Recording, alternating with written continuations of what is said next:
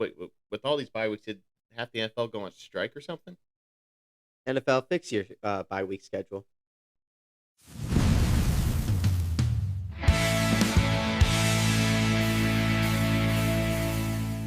Glory be Jesus Christ. Glory forever. Welcome to Dynamite Duo Sports, the podcast where we break down the NFL's top storylines, but the facts, including the fact that a majority of these games should be pretty easy to predict, but with the way this NFL season is going, you never know. I'm Giuseppe, I'm Antonios. and today we are going to be attempting to predict the outcomes of the games for Week 8 of the NFL season. Honestly, if you want to pick upsets for every game, go for it.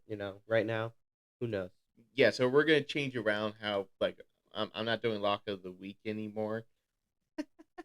But what we are going to do is we're going to start tracking our upset picks of the week. So basically, like, maybe at the end of the year, we'll have a punishment for somebody who loses, but we're not going to have a weekly punishment cycle because, well, I mean, honestly, when you think about it, if you're looking at the point spread, the Giants covered. So whatever. Anyway, but before we get to that, make sure you like the video and subscribe to our YouTube channel. Every like and subscription counts. So let's get started. First game, we got the Minnesota Vikings taking on the Los Angeles Chargers. A game that got a little more interesting after Week 7 occurred.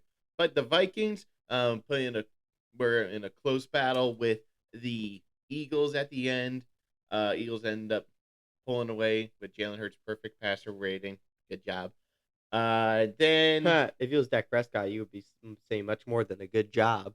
Dak's done it before, so it don't matter. Anyway, and then you got the Chargers who lost to the Colts. And the score does not indicate how badly they got beat.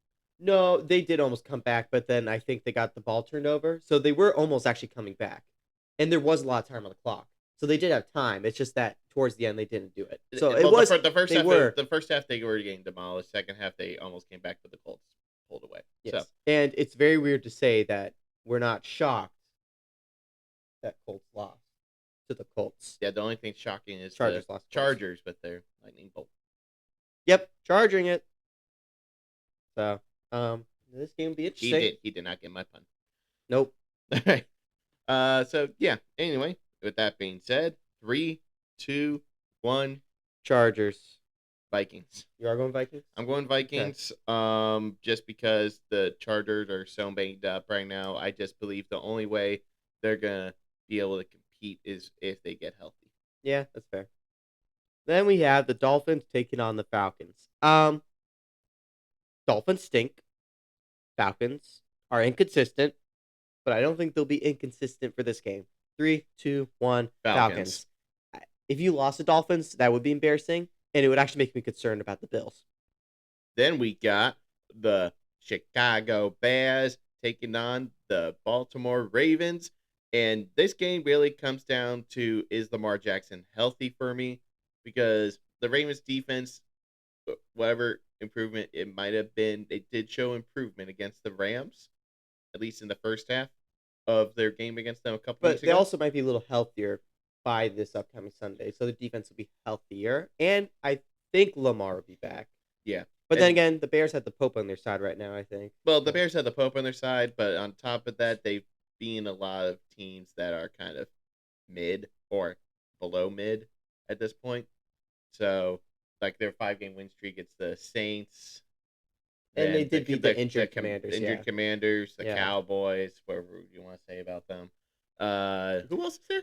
Cowboys are going to be 8-8-1. There's somebody else. There's somebody else in there. I forget. Oh, Raiders. They beat the Raiders. Yeah. Nothing impressive that they've done so far. So this would be the first legit team they face if Lamar Jackson is healthy. So there is a big caveat on this pick. But 3, 2, 1. Ravens. If Lamar's healthy. Let's say Lamar's healthy. Sure. If Lamar's healthy, I take the Ravens. So we got to pick, though. You have to pick one. I'm just saying Ravens because I think Lamar will be back. Bears. That's fair. I was actually considering going Bears, but I was like, I think Lamar will be back at that point. So that's the only reason why Even I'm going then, Ravens. we just have to see if the defense actually did improve or not. Because if they didn't improve, They will, then yeah. I think it won't be close. Yeah. Then we have the Jets taking on the Bengals. Joe Now, Flacco revenge game. yep, if this was Jake Browning, I would say maybe. But Joe Flacco has never had a wide receiver duo like this ever. And the way he played Thursday night, it shows that, oh, yeah, Joe Flacco, any quarterback like Aaron Rodgers, Joe Flacco, that old-fashioned style. Rodgers and Flacco were partying like it was 2015. When I watch the game, I miss those games. It's just quarterback staying in the pocket, throwing the ball, running backs running the ball, everyone doing what they're supposed to. But at this point, the Bengals could still be alive for the playoffs if Joe Flacco can play like that with the offense he has and how quickly he was releasing the ball. So I think this easy pick 3-2-1 Bengals. Who could go 4-4, and with how other AFC teams are looking, who knows? They could actually survive to the playoffs. Then you got the Buffalo Bills taking on the Carolina Panthers. I can't believe I'm saying this, but tough pick for this game. Yeah, this might be one of the toughest picks of the week, honestly. So yeah, Buffalo Bills. Last time they were, you're killing me, Bills. They did not look good against the Falcons, like at all. Well, they did not look against the Falcons. Panthers crushed the Falcons. They struggled against the Dolphins. Panthers came back with ease to beat the Dolphins. Again, that you really can't look at that. Can't look at that, but it's just I'm just saying it's the Panthers weird. are hot right now, though. I will say that. Yeah, the Panthers are hot. They have a lot of momentum, and against a Bills team that's very inconsistent, it could not go well. 3, 2, 1. Bills. The only reason why I'm saying Bills is because the Panthers, if I pick Panthers, they'll automatically lose, I feel like. Yeah, that's what I'm thinking too. But and then I'd be happy if I was right, you know? With that being said, this is my upset of the week. I was thinking about that. I'm sorry, Panthers. If you lose because of this, just know it was because I picked you. So, yeah, Panthers over Bills, upset of the week. Now we have the 49ers taking on the Texans. Now, before I start talking about this, I will say we have not watched the Texans, Seahawks, or the Monday Night Football games yet. So I think a big question about this game will come down to how Texans play the Seahawks. I did pick the Texans to win tonight, but at the same time, the 49ers, with their banged-up offense, with George Kittle on National Tight End Week, they're looking really good, and Robert Saleh is probably one of the best defensive coordinators, top 10 defensive coordinator in NFL history, because if he could take his two best defensive players out of the roster and still play how they did against the Falcons offense, I think that's pretty darn impressive. And it's already the assistant coach of the year. Yeah, without question. But the Texans, it really comes down to how they play. I do think they have this momentum on their side right now. I think that they very well could beat the Seahawks because their defense is good. But I have a very weird feeling about the Texans this year. But they very well could easily win this game. But I just don't know. It's going to be a close one, I think. But with that being said, 3, 2, 1, 49ers. Texans. Because I just think eventually the 49ers defense is going to run out. Are we disagreeing on everything right now? So far, well, except for Falcons, in your heart you pick the Panthers, I guess, but I have a feeling they're good. Panthers will win, but we'll see. I honestly thought we were going to agree on more, honestly, but I think I'm going against the grain right now. So we'll see. Then we got Patriots. Patriots. You beat the Dolphins, Browns. Not impressive, but yeah, Patriots. Now we have the Giants taking on the Eagles, who last time Giants demolished. So there's two things I'm thinking about in this scenario. Eagles won. They could be overhyped right now, like overthinking this next week. Yay, you beat the Vikings. The Giants lost, which is going to make them really hungry for a win. But the Eagles also have that mindset of where they don't want to lose to the Giants again. But the fear of losing could be the case for the Eagles, or they could think, "Oh, we just beat the Vikings. We're back in gear. We'll be just fine." But I would not think that. But It's really interesting. If Giants don't win this, though, I think they're officially out of the playoff race. Because I think if the Giants were able to just keep winning up multiple It's games, real. It's either way. It's gonna be really tough. it's going to be really tough. But they can't lose this game. I think I was expecting them to actually beat the Broncos, Which uh, they almost did. which they almost If did. their kicker could make an extra point. Yes. So it's going to be an interesting game because I know the Eagles are going to try really hard not to lose again, but Jackson Dart and Cam Scatabo, after losing a game, are going to try really hard to not lose too. So it's going to be, I think it'll be closer than last time, but it'll be a really good game. With that being said, 3, 2, 1, Giants. Giants. I think they're going to beat them again, and it's going to break the Eagles' hearts. Goodbye, Philly. I don't think they're goodbye that yet. Well, goodbye to your confidence.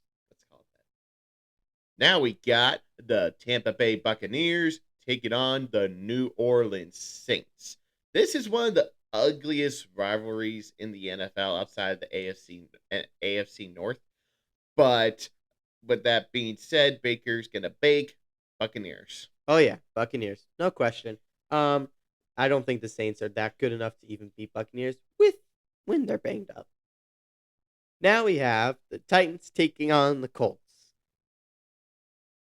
I'm sorry, Titans. Colts. Colts. There's no as they are looking really, really good, and I'm very confident they're going to beat the Chiefs when this upcoming few weeks. So yeah, Colts. Yeah, they're looking like the Last Crusade, Indiana Jones. And Patriots. Well, I'm talking about the Last Crusade, Indiana Jones, the movie. Whatever. Yeah, Colts. Then we got the Dallas Cowboys. Yeah, I pronounced the D because they played well against a team without any wide receivers. Taking on the Denver Broncos, who I don't know if is their defense actually good right now. I don't know, but I'm gonna say this real quick. It doesn't matter what the score is in the fourth quarter. It's not a guarantee win for you guys. I didn't say it's a guarantee because that's the only time their offense I'm saying if Cowboys are winning 28-7 at the end of the third quarter, that does not mean you're going to win. No, it doesn't mean we're definitely going to win because that's the only time the Broncos offense seems to be able to score. But here's the thing: anyway, that'll be a reaction thing if that happens. But with that being said, I do not believe it's going to be 28-7 going to the fourth quarter. If anything, do you think it's going to be a Payne Tony Romo game again? Basically, not because Bo Nix is that level of a quarterback, though he has had impressive comebacks, but because it's just that Cowboys defense is not that good. The only thing for me is the Cowboys defense better without Trayvon Diggs? That's one. You played the Commanders with their all the wide receivers hurt. The only you can't thing say that. I will say about the Broncos though is other than Cortland Sutton, nobody else really scares me. Like they're kind of on par with the receivers the Commanders were playing with, but that's not a guarantee because it's Sean Payton playing us too. All right, so it's Broncos. I'm thinking Cowboys because I'm a Cowboys fan, of course, but you're gonna lose, and you shouldn't be upset about it. That's all. I won't be upset if that's why I would have picked it as my upset of the week. I am looking for that 8-8-1 season for the Cowboys, and looking at their schedule, they could very well easily do that. Well, they could. They also might not. We'll see. Yeah, they will. Now we have the number one Sunday night football game that I have been looking forward to. You have the Packers taking on the Steelers, which is why I wore this jersey. So it's like Packers and Rodgers. It's a mix. This is going to be a really good game. The Packers are winning.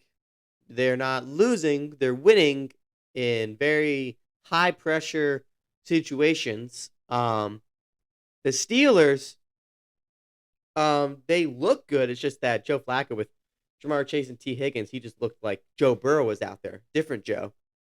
So I think this game can go either way. I kind of hope they meet again in the Super Bowl. That would be very funny. Like Packers won't be there. I don't know about that.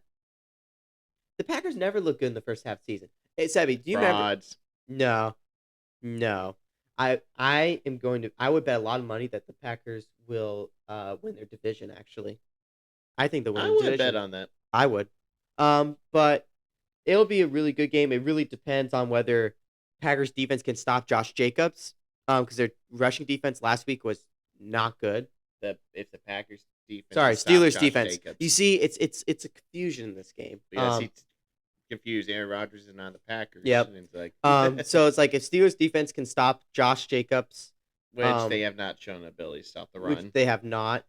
Packers, it just depends if they can actually keep distance with the scoreboard so that hopefully Aaron Rodgers doesn't do some kind of magic.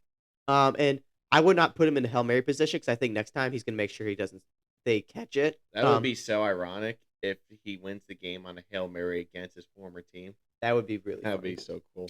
I was really hoping he caught the Hail Mary Thursday night because that was 70 yards. And that proves to me that Aaron Rodgers could still play another year or two if he wanted to. But with that being said, are you ready to pick? 3, 2, 1. Steelers. Yeah, I'm picking Steelers for this. Because, again, like I said, Packers in the first half of the season, I'm surprised they even are 4-1-1 right now because normally they're not strong in the first half of the season. They're strong in the second half. So this is good for the Packers. But I think Aaron Rodgers is going to come out and get his, not revenge game, but it's like a game where he comes back and beats his former team. Kind of like Brett Favre with the Vikings-Packers when Aaron Rodgers played him. I think Aaron Rodgers is having a very similar season like Brett Favre did with the Vikings. So with that being said, give me the Steelers, and if Packers win-win situation for me. Now, to cap off Week 8, which is almost the halfway point of the NFL season, you've got the Commanders taking on the Kansas City refs. How many penalties did they call on the Chiefs on Sunday against the Raiders? I know it wouldn't have really mattered, but this is concerning. It's very concerning. They're not even like hiding how much they like the Chiefs anymore. Like they're not even. And that's what's really annoying and concerning. It's like, oh, the refs just don't even care if we know they're helping them. Because there was like a chip block tackle against the Raiders. There were a lot of penalties I saw which they did not call. And then at a certain point in the game, I was like, wait, have they even called any penalties? And I don't care about offsides or like a false start thingy. I'm talking like a holding, personal foul or something like that. Illegal use of hands, illegal contact, none of that. And there were so many. They went from like committing 13 penalties against the Jaguars to 0 last week, and then like very few. Again, like Giuseppe said the past week, how much you got to pay the refs to help? Because I think if teams knew how much, the only owner that wouldn't pay the refs is probably Jerry Jones because he's not very intelligent. Should have paid him for Dez, caught it. But yeah. Anyway. But yeah, with that, you can go on. 3, 2, 1. Commanders. Chiefs. And the only reason why this is my upset of the week, and the only way it could be an upset though, is if Terry McLaurin and Debo are back, and Jane Daniels' injury was not actually that bad. They just kept him out because it was a pretty big score difference that they were just like, we're not going to risk you getting hurt. So it was the same thing as Lamar Jackson, which means it could have been bad.